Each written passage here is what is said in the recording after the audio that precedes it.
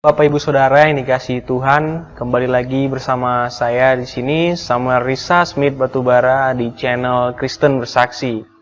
Di minggu-minggu yang lalu saya sempat membahas pengantar kitab Injil Sinoptik dan Injil Yohanes.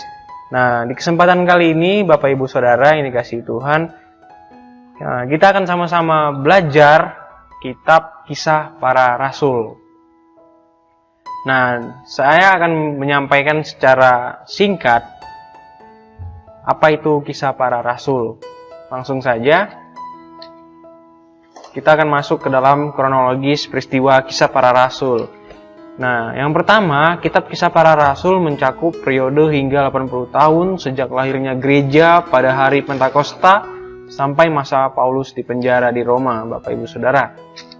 Di poinnya yang kedua, di sini menceritakan pendirian gereja di Yerusalem, dituliskan di pasalnya yang pertama dan yang kedua di dalam kitab Kisah Para Rasul. Nah, di poin yang ketiga, Bapak Ibu Saudara, di sini menceritakan tentang pertobatan Paulus dan kunjungan pertamanya ke Yerusalem. Bapak Ibu Saudara bisa membuka Alkitabnya di rumah di dalam Kisah Para Rasul pasalnya yang ke-9. Lalu di poin berikutnya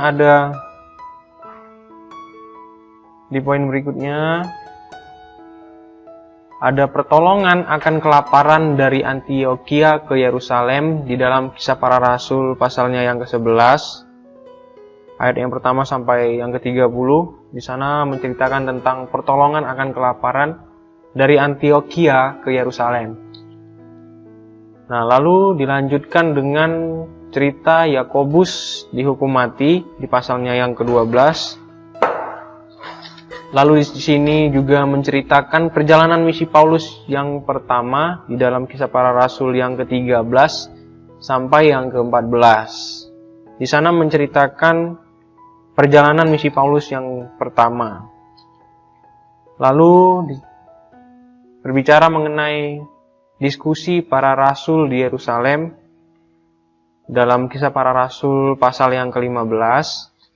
Dilanjutkan dengan perjalanan misi Paulus yang kedua, Bapak Ibu Saudara, di dalam Kisah Para Rasul pasal yang ke-15 ayat 36 sampai Kisah Para Rasul pasalnya yang ke-18 ayat yang ke-22. Lalu dilanjutkan dengan cerita Paulus sampai di Korintus di pasalnya yang ke-18. Nah, masih mencerita tentang kronologis peristiwa di Kisah Para Rasul. Nah, berikut ini adalah perjalanan misi Paulus yang ketiga. Nah, ini terdapat di pasalnya yang ke-18, ayatnya yang ke-23, di mana di sana menceritakan tentang perjalanan misi Paulus yang ketiga. Lalu dilanjutkan dengan cerita Paulus berada di kota Efesus atau Paulus berada di Efesus dalam Kisah Para Rasul pasalnya yang ke-19, Saudara. Dilanjutkan lagi di pasalnya yang ke-20, di sana dikatakan Paulus berada di Yunani. Lalu Paulus tiba di Yerusalem. Di pasalnya yang kedua, ayat yang pertama sampai ayat ke-5, di mana di sini menceritakan tentang hari Pentakosta. Lalu dilanjutkan dengan Paulus di penjara di Kaisarea di dalam Kisah Para Rasul pasalnya yang ke-24 sampai yang ke-26. Nah, dan dilanjutkan dengan kemunculan Paulus bagi Kaisar dan pelayarannya ke Roma di dalam Kisah Para Rasul pasalnya yang ke-27. Nah, jadi Paulus menjadi tahanan di Roma itu berada di Kisah Para Rasul pasalnya yang ke-28 ayat yang ke-30. Kita akan lanjutkan. Nah, berikut ini kita akan berbicara mengenai rentang waktu dan peristiwa. Di tahun 30 Masehi, ini berbicara mengenai Yesus disalib, lalu ada cerita tentang Pentakosta dan awal mula gereja. Lalu dilanjutkan tahun 35 Masehi di mana Stefanus mati sebagai martir, dan dilanjutkan dengan cerita Paulus yang bertobat. Di tahun yang ke-38 Masehi, Paulus kembali ke Tarsus, dan di tahun 43 Masehi, Barnabas menemui Paulus. Di tahun 44 Masehi, Yakobus mati dan Petrus dipenjara. Di tahun 46 sampai 48 Masehi, ini merupakan perjalanan misi Paulus yang pertama sekali. Di tahun 50 Masehi, di situ ada menceritakan tentang sidang Yerusalem. Lalu di tahun 50 sampai 52 Masehi merupakan perjalanan misi kedua dari Rasul Paulus. Di tahun 53 dan 57 Masehi, saudara, ini merupakan perjalanan misi yang ketiga dari Rasul Paulus. Dilanjutkan di tahun yang ke-54 di mana Nero menjadi kaisar yang pertama yang berada di Roma. Masih berada di rentang waktu dan peristiwa Kisah Para Rasul. Di tahun yang ke-57 sampai 59 Masehi di mana di sini menceritakan Paulus dipenjara di Kaisarea.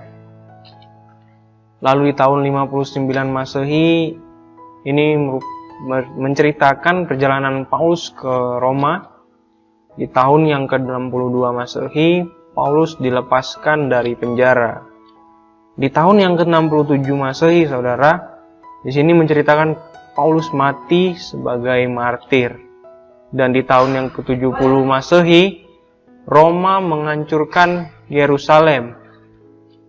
Nah, jadi saudara, berikut ini merupakan tema-tema dari kitab Kisah Para Rasul.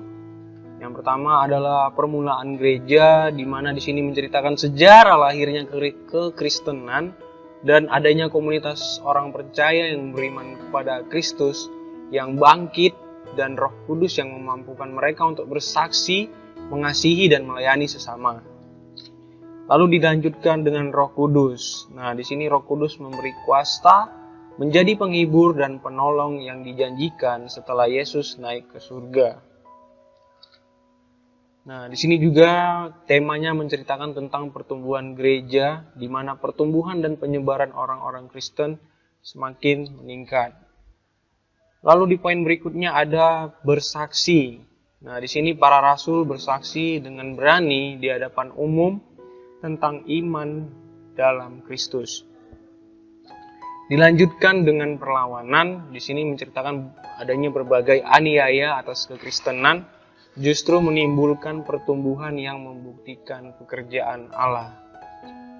Nah, demikianlah saudara-saudara yang dapat saya sampaikan, sekiranya dapat memberkati saudara-saudara dimanapun berada, dan biarlah berkat ini tidak hanya berhenti di saya dan saudara, tetapi boleh memberkati orang lain dimanapun berada. Terima kasih untuk penyampaian kali ini. Sampai jumpa di video-video selanjutnya. Tuhan Yesus memberkati dan Shalom.